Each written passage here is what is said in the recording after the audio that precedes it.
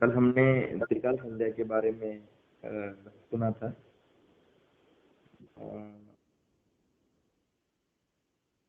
पूजनीय दादाजी ने त्रिकाल संध्या के बारे में समझाया है कि मानव के जीवन में कृतज्ञता जरूरी है।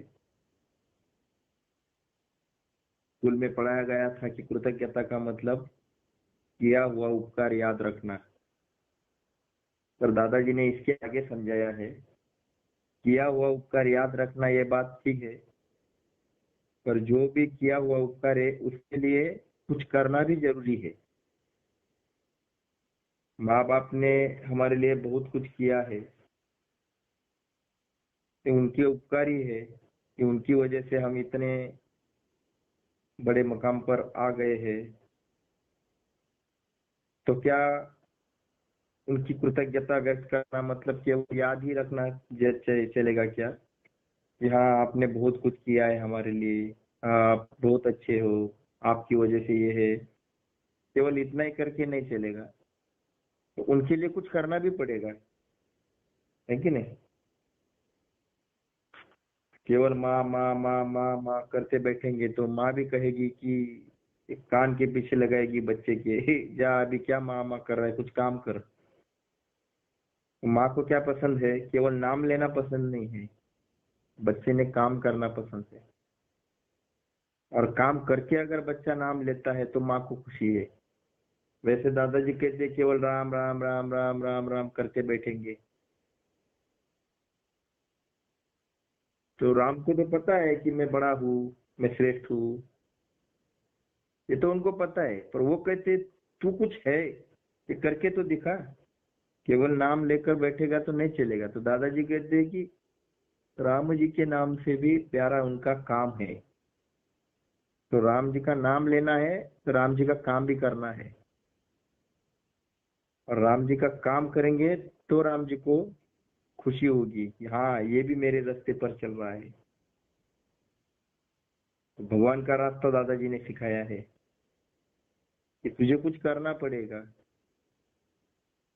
तू मनुष्य जीवन प्राप्त किया है केवल ईट ड्रिंक एंड बी मेरी के लिए नहीं, ये तो पशु जीवन है।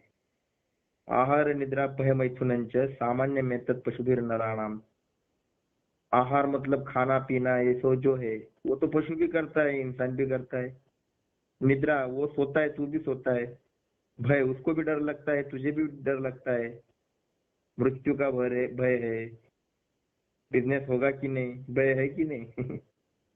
बीमारी का भय है, सभी प्रकार के भय है, उसको भी है तुझे भी है, अलग अलग। मैथुनम च वो संसार चलाता है, बच्चे पैदा करता है, तू भी संसार चलाता है, बच्चे पैदा करता है, तू भी काम में अटका हुआ है। मैथुनम च ये तो उसके भी अंदर है, तेरे भी अंदर है। तेरे और उसमें फर्क क्या है? तेरे और उसमें एक ही फर्क है कि तू नारायण को पहचान सकता है, वो नहीं पहचान सकता। तू भगवान को पहचान सकता है, तेरा जीवन चलाने वाले शक्ति को तू पहचान सकता है। और न ही केवल पहचान सकता है, तू उसका लाडला बन सकता है। नर अपनी करनी करे तो नारायण बन जाए। पशु का होत असे पण नहीं, या नर का कुछ नहीं होत, पर नर अपनी करनी करे तो नारायण बन जाए, मतलब नारायण का बन सकता है, भगवान का बन सकता है। ये शक्ति तेरे अंदर है। तो तू उसके रास्ते पे चल, भगवान का कार्य कर। भगवान का काम क्या है? दादाजी ने बड़ी आसानी से समझाया है। Selfless work and selfless love, मतलब निस्वार्थ कर्म और निस्वार्थ प्रेम, ये तेरे जीवन में आना चाहिए। अगर ये तेरे जीवन में आता है तो समझ ले तू उसके रास्ते पर है। ये भगवान का रास्ता है। गीता में कहा है मम वर्तमान वर्तनते ते मनुष्य पार्थ सर्वशा। मेरे रास्ते पे जो चलता है वही मनुष्य है, बाकी तो दो दो पैर वाले पशु ही है। तो भगवान का रास्ता दादाजी ने समझाया है, एक ही रास्ता है, सेल्फलेस वर्क सेल्फलेस लव, निस्वार्थ कर्म निस्वार्थ प्रेम। अब ये मुझसे होता है क्या, ये खुद से सवाल पूछे। ये मैं करता हूँ क्या, ये खुद से सवाल पूछे। स्व का अध्ययन करे। इसका नाम दादाजी ने समझाया है कि स्वाध्याय करे। स्वाध्याय कोई पंथ जात संप्रदाय धर्म नहीं है, ये स्व का अध्ययन, खुद की पढ़ाई करो।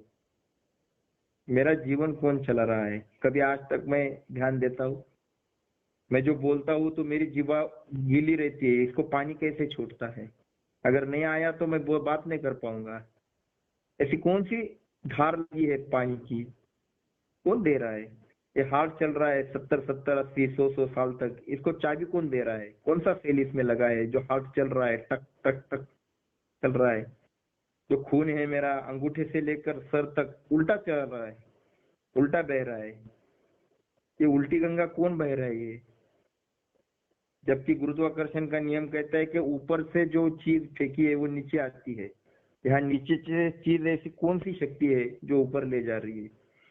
वो शक्ति जो काम कर रही है वो कुछ मांगती है क्या मुझसे? वो तो कुछ नहीं मांग रही। वो तो सातत्य से 100 100 साल तक, 50 100 साल तक जितने भी सांस है तब तक वो कार्य कर रही है मेरे साथ, मेरा जीवन चला रही है। मैं जब सो रहा था तब मेरा तो कुछ नहीं, मैं तो सो गया, पर उसने हाथ चला कर रखा, सांस चला कर रखी, उसने रोकी नहीं। तो जिस शक्ति ने ये सब किया है उसको हम भगवान कहते हैं। उस भगवान के लिए हमने क्या किया? हमारा कुछ दायित्व बनता है कि उसने अगर इतना किया है तो मेरा भी कुछ दायित्व है कि मैं उसके लिए क्या करूं। और जो करता है वही इंसान है, पशु तो नहीं करता है। वो तो उसको तो कोई फर्क नहीं पड़ता है, खाना हजम किसने किया, मेरी नींद कैसे आई, उसको कोई सोच नहीं है, वो नहीं सोचेगा। और वो ही मैं करूंगा तो मेरे और पशु में फर्क क्या? तो दादाजी कहते हैं कि मेरा मेरा कुछ बनता है कि मैं उसके लिए कुछ करूं, तो मैं क्या करूं? और जब भगवान ये करते हैं तो वो कभी अपेक्षा करते हैं क्या कि अरे ये गंदा आदमी है, ये गालियां देता है, ये बेकार है, चलो इसको हार्ट अटैक ला देता हूँ, इसको खत्म कर देता हूँ? कभी नहीं, क्योंकि वो निस्वार्थता से काम करते हैं।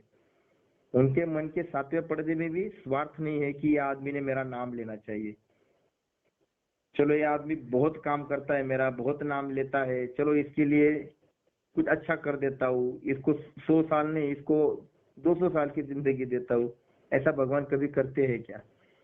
भगवान के घर में भेद नहीं है। कोई अच्छा करे ना करे उसको उतना भुगतना ही पड़ता है कर्मों के भोग। भगवान केवल फल देने का काम करते हैं, वो निस्वार्थता से काम करते हैं। तो मेरे जीवन में ऐसी निस्वार्थता कहीं तो एक जगह पर है क्या? ऐसी एक जगह रखी है मैंने जीवन में कि यहाँ पर मैं स्वार्थ नहीं रखूंगा। कभी सोचा हमने? इसको दादाजी कहते कि स्व का अध्ययन करो कि ऐसी कोई जगह है कि मैं भगवान का रास्ते पर चल रहा हूँ, भगवान का नाम लेता हूँ तो भी स्वार्थ कुछ मिलेगा, या भय से लेता हूँ, नहीं लिया तो शनि मेरे पीछे पड़ जाएगा, इससे अच्छा है नाम ले लो। एक तो भय से नाम लेते हैं या स्वार्थ से लेते हैं। पर भगवान तूने मुझे सब कुछ दिया था, आंखें मांगी नहीं थी, तूने 2 2 आंखें दी, किडनी 2 2 दी, एक एक पार्ट की कीमत करो, ये सब मुझे फ्री में दिया है। जब एक्सीडेंट होता है तब ऑक्सीजन की कीमत अस्पताल में समझती है, या सारा ऑक्सीजन फ्री में दिया है, कभी खत्म हुआ है आज तक? यहाँ पानी का बिल नहीं भरते तो कट कर देते हैं, इतना बारिश से पानी मिलता है। इतना प्रेम भगवान मेरे ऊपर कर रहा है, सब कुछ कर रहा है, तो मेरा कुछ दायित्व बनता है कि मैं उसके लिए क्या करूं। तो दादाजी कहते हैं कि उसका काम करो। उसके जो भटके हुए लोग हैं, जो भगवान को भूल गए हैं, उनको भगवान के रास्ते पर लाओ। और ये काम करते वक्त मन में स्वार्थ नहीं चाहिए, ना पैसे की लालसा, ना प्रसिद्धि की अपेक्षा, ना कोई मुझे शाबाशी देगा, ना कोई मेरा नाम लेगा, बिल्कुल नहीं। ऐसा एक काम मेरे जीवन में चाहिए कि जिसका लिखा हुआ केवल भगवान के पास चाहिए, किसी के पास नहीं। केवल भगवान मेरा काम देख रहा है, ये सोचकर ऐसे कुछ काम है जो मैंने आज तक किए हैं, वही सेल्फलेस है। यहाँ लोग काम करते हैं तो 4 लोगों को दिखाते हैं, देखो मैंने ये काम किया, देखो मैंने ये काम किया, तो इसके पीछे स्वार्थ रहता है। तो दादाजी कहते हैं निस्वार्थता से मैं कोई काम करता हूँ और वो भी निस्वार्थ प्रेम से, क्योंकि काम करते हैं तो रुक्षता आती है, यांत्रिकता आती है, उसमें प्रेम भी चाहिए। अगर ये दो चीजें मेरे जीवन में होगी तो समझ लो मैं भगवान के रास्ते पर हूँ और मैं उसका काम कर रहा हूँ। ऐसा एक भी काम है जो मैं सातत्य से, निस्वार्थता से कर रहा हूँ, अगर कर रहा हूँ तो समझ लो कि मैं मानव हूँ। सुनते तो बहुत लोग हैं, करते कितने हैं? अच्छा सुनने को मिलता है, अच्छी बात है, पर उस रास्ते पर चलना ये भगवान का काम है। तो ये सातत्य से होना चाहिए। तो इसके लिए दादाजी ने व्रत दिया है। दादाजी कहते हैं कि व्रत लो। जब तक व्रत जीवन में नहीं लेते हैं तब तक मानव नहीं कहलाएंगे। पशु के जीवन में कोई भी व्रत नहीं होता है, उसका एक ही काम रहता है, सवेरे उठने के बाद सोने तक खाने के बारे में सोचना, सो जाना। वैसा इंसान भी सवेरे उठता है, रात को सोता है, तो इसके बीच में केवल दौड़ता है पेट के लिए। जैसा पशु दौड़ता है वैसा इंसान दौड़ता है। मेरे जीवन में कुछ व्रत है, स्वार्थ के लिए जो किया जाता है उसको वो व्रत नहीं है। निस्वार्थता से मेरे जीवन में कुछ है, ऐसा व्रत है, ये मैंने कभी सोचा। इसके लिए दादाजी कहते हैं कि जीवन में व्रत लो। दादाजी ने व्रत दिए हैं। तो पहला व्रत दिया है दादाजी ने कि त्रिकाल संध्या करो। ये मेरे जीवन में ये व्रत चाहिए कि भगवान तू मेरे लिए इतना करता है, मैं तेरी याद रखूंगा। सातत्य से 3 बार मैं तेरा नाम लूंगा, सवेरे उठूंगा तो पहला नाम तेरा लूंगा। याद रखते हैं कि हम खाना खाऊंगा तो पहला नाम तेरा लूंगा, सोते समय तेरा नाम लूंगा। इसको व्रत कहते हैं। देखो आधा सेकंड या 1 मिनट नहीं लगता है, फिर भी हम कर पाते हैं क्या? क्योंकि उसमें कुछ स्वार्थ नहीं है। 3 बार याद। और दूसरा व्रत है, दादाजी ने ऐसे व्रत दिए हैं, एक स्वाध्याय नाम का व्रत दिया है। इस स्वाध्याय जो है, दादाजी कहते हैं कि हफ्ते में 168 घंटे होते हैं, उसमें 167 तुम्हारे लिए, 1 घंटा भगवान के लिए सातत्य से निकालो।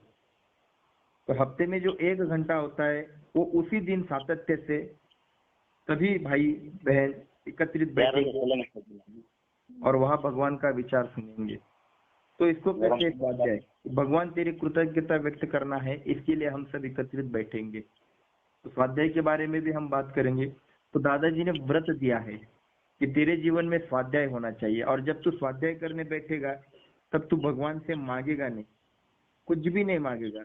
स्वाध्याय का मतलब है अपॉइंटमेंट विद गॉड। भगवान मैं तुझे मिलने आया हूँ, ना मांगने आया हूँ ना रोने आया हूँ, कुछ नहीं चाहिए मुझे तेरे से, बस तूने जो कुछ दिया है उसके लिए थैंक्स कहने के लिए मैं यहाँ पर आया हूँ।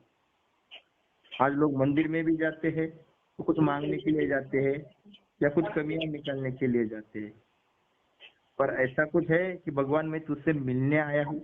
मंदिर जाते हैं तो मुझे ये याद रखना है कि भगवान मैं तुझे मिलने आया हूँ, ये बात याद रखनी चाहिए। तो दादाजी ने व्रत दिए हैं। तो व्रत के बारे में भी दादाजी ने एक कहानी समझाई है कि व्रत कैसा होता है, लोग कैसे व्रत लेते हैं। तो एक बार क्या होता है कि सियार जो होते हैं, तो जंगल में सारे सियार इकट्ठित होते हैं और वो कहते हैं चलो हम भी व्रत लेंगे। सब लोग व्रत लेते हैं, इंसान व्रत लेता है तो हम भी व्रत लेंगे। तो सब लोग ब्रह्मा जी के पास जाते हैं। ये बीच बीच में आवाज आ रही है। तो सियार जो होते हैं सब ब्रह्मा जी के पास जाते हैं और ब्रह्मा जी से कहते हैं कि हमें भी इंसान की तरह, मानव की तरह व्रत लेना है। तो ब्रह्मा जी कहते हैं मुस्कुराते हुए कि ये आपका काम नहीं है, आप नहीं ले सकते हैं। तो उन्होंने कहा नहीं नहीं हम भी लेंगे, जैसा मानव लेता है वैसा हमको भी व्रत लेना है। ब्रह्मा जी ने कहा 4 बार सोचो, व्रत लेना कोई आसान बात नहीं है। सब कहते नहीं नहीं हमें व्रत चाहिए। तो ब्रह्मा जी कहते ठीक है जाओ। तो सब सियार कहते कि आज हम पूरा दिन उपवास करेंगे, कुछ भी नहीं खाएंगे, कुछ भी नहीं पिएंगे, ये आज हमारा व्रत। तो वो सब नीचे आते हैं जंगल की तरफ। सब लोग, सब सियार खुश हो जाते हैं कि आज हमें व्रत मिला है, हम भी व्रत करके दिखाएंगे। जैसे ही जंगल में आते हैं तो वहां सामने उनको एक मरी हुई गाय दिखाई देती है, जो अभी अभी मरी हुई है, ताजा मांस खाने को उनकी इच्छा हो जाती है कि अरे ये क्या कर दिया हमने, सामने तो मरी हुई गाय है, इसका ताजा मांस है, उनके मुंह को पानी आ जाता है। तो सभी सियार सोचते हैं कि अरे हमने कुछ गलत किया है। ऐसा करते हैं, आज का दिन जाने देते हैं, ब्रह्मा जी के पास जाते हैं, उनको कहते हैं कि हमें कल से व्रत दीजिए, आज का दिन जाने दो। तो सभी सियार वापस आ जाते हैं ब्रह्मा जी के पास और उनको कहते हैं कि भगवान हम कल से व्रत लेंगे, आज का दिन हमें छुट्टी दे दो, हम कल से लेंगे। तो ब्रह्मा जी हंसने लगते हैं मन ही मन में, वो कहते हैं ठीक है जाओ। अब सारे सियार खुश होकर जंगल की तरफ आने लगते हैं। उनके मन में वो गाय का मांस खाना होता है, फिर उनके मुंह में पानी छूटता है कि चलो आज का दिन छूट गया, कल से उपवास करेंगे, आज वो मांस खा लेंगे। सारे जंगल की तरफ आते हैं, जहाँ मरी हुई गाय पड़ी हुई होती है वहां आते हैं और देखते हैं तो क्या वहां गाय नहीं रहती है। वो ब्रह्मा जी ने उनकी परीक्षा ली होती है कि ये सच में कर सकते हैं क्या, देखे तो सही। वो लालच में आ गए और क्या हो गया, व्रत भी गया और गाय भी गई। ऐसा ही मानव के जीवन में होता है। दादाजी कहते हैं जब व्रत लेता है तो भगवान परीक्षा लेना शुरू करता है। ये कोई आसान नहीं है। जब हम तय करते हैं कि हम स्वाध्याय करेंगे, हफ्ते का 1 घंटा सातत्य से स्वाध्याय की बैठक पर बैठेंगे, और स्वाध्याय का टाइमिंग अगर होता है शाम का 7 बजे का, हफ्ते में 1 घंटा, और मेरा अगर बिजनेस है और मैंने अगर व्रत लिया कि मैं स्वाध्याय की बैठक पर बैठूंगा, मैं स्वाध्याय करूंगा, मैं जाऊंगा, और उसी वक्त बहुत सारे कस्टमर आना शुरू हो जाता है, भगवान उसी वक्त बहुत सारे लोगों को भेजता है। धंधा मेरा बिजनेस है और मुझे लगता है कि जाने दो, भगवान क्या बोलने वाले, आज के दिन मैं नहीं जाता हूँ। यही दादाजी कहते हैं कि तू परीक्षा में फेल हो गया। तो ये जो होता है व्रत, कि एक बार मैंने ठान लिया तो पहाड़ गिर जाए या आकाश टूट जाए, कुछ भी हो जाए, तूफान आ जाए, पर मेरा व्रत नहीं तोड़ूंगा। अगर मेरे जीवन में ऐसे व्रत होते हैं निस्वार्थता से भरे, तो समझो मैं जीवन विकास की गति पर हूँ, जीवन विकास कर रहा हूँ। और यही जीवन विकास कैसे होता है, कैसे करना है, तो ये स्वाध्याय के मार्ग से दादाजी ने समझाया है कि मुझे भगवान की तरफ जाना है, पशु की तरफ नहीं जाना है। अगर मैं भगवान की तरफ जा रहा हूँ तो समझ लो कि मेरा जीवन विकास हो रहा है। तो यही स्वाध्याय के माध्यम से हम एक बात जो दादाजी ने समझाई है वो हम थोड़ा थोड़ा सुनेंगे, क्योंकि मराठी में कहा है संतों ने, आपल्या बळे नाही बोलवत सखा कृपावंत वाचा त्याची। मतलब मैं मेरी शक्ति से नहीं बोल सकता हूँ, ये भगवान की शक्ति होती है। तो जितना वो बुला लेंगे हमसे उतना हम करने की कोशिश करेंगे। तो हमारे जीवन में व्रत चाहिए, वो भी निस्वार्थता से चाहिए, तो समझ लो कि हम भगवान के रास्ते पर है। तो दादाजी ने व्रत दिया है त्रिकाल संध्या करो, दादाजी ने व्रत समझाया है कि स्वाध्याय करो। और जो स्वाध्याय शब्द है वो 25,000 साल पहले जो फादर ऑफ इंडियन फिलोसोफर जिसे कहते हैं महर्षि याज्ञवल्क्य, उन्होंने तैत्तरीय उपनिषद अगर नाम सुना है तो उसमें ये शब्द आया है, स्वाध्याय प्रवचन अभ्याम न प्रमोदितव्यम। मतलब स्वाध्याय करने में आप आलस मत करना। देखो 25,000 साल पहले समझाया हुआ शब्द है, दादाजी ने उसका जीर्णोद्धार किया है। तो ये स्वाध्याय क्या है, त्रिकाल संध्या क्या है, ये सब हम धीरे धीरे समझ लेंगे। तो आज यहाँ पर हम रुक जाते हैं।